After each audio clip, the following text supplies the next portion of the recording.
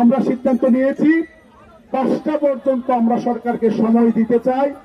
আমরা চাই আমাদের অভিভাবক যার কাছে আমরা আবেদন রেখেছি 6 লক্ষ শিক্ষক পরিবারের পক্ষ থেকে, আমাদের মাননীয় প্রধান উপদেষ্টা, আমাদের দেশের গর্ব, একমাত্র নোবেল লরেট যিনি বিশ্বে আমাদেরকে সম্মানিত করেছেন, মর্যাদাবান করেছেন, তার কাছে আমাদের 6 লক্ষ শিক্ষকের পক্ষ থেকে আকুল আবেদন, 5টার মধ্যে স্যার আপনি আমাদের বিষয়টা সমাধান করেন।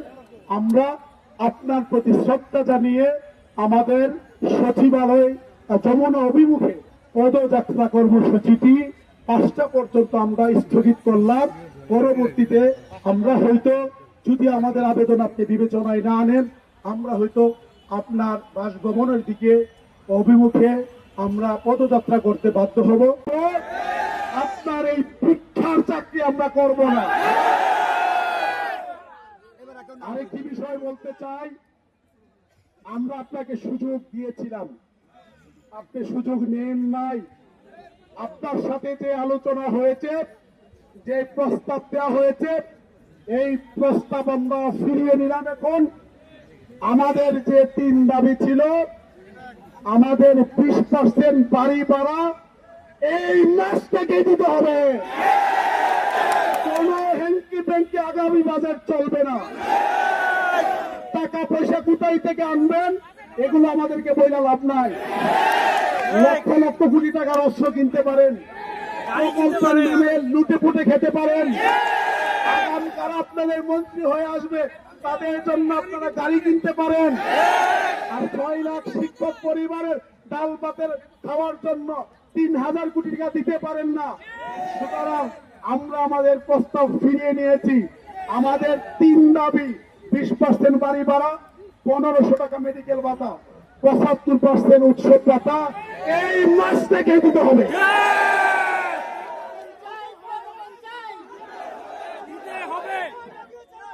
মাননীয় প্রধান উপদেষ্টা, আপনাকে সংবোধনে তখন করি নাই, আজকে করছি। আপনার প্রতি আমাদের আস্থা আছে, শ্রদ্ধা আছে। সচিবালয়ে ব্রিফ করার পরে সকল মিডিয়া ছিল, নিশ্চয় আপনি ইতিমধ্যে জেনে গিয়েছেন। আমরা প্রত্যাখ্যান করে এসেছি।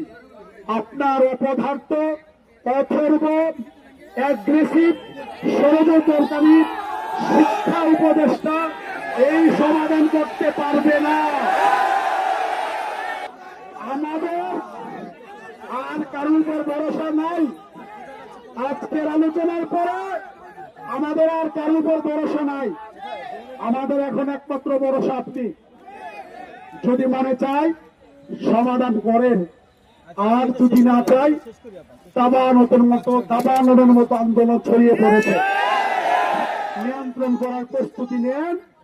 আপনি যদি মনে করেন আমাদের কোনো প্রয়োজন নাই, আপনার সকল বাহিনী পাঠাইয়া আমরা এখানে আছি, আমাদের সবাইকে ক্রাশ ফাই করে মেরে ফেলেন।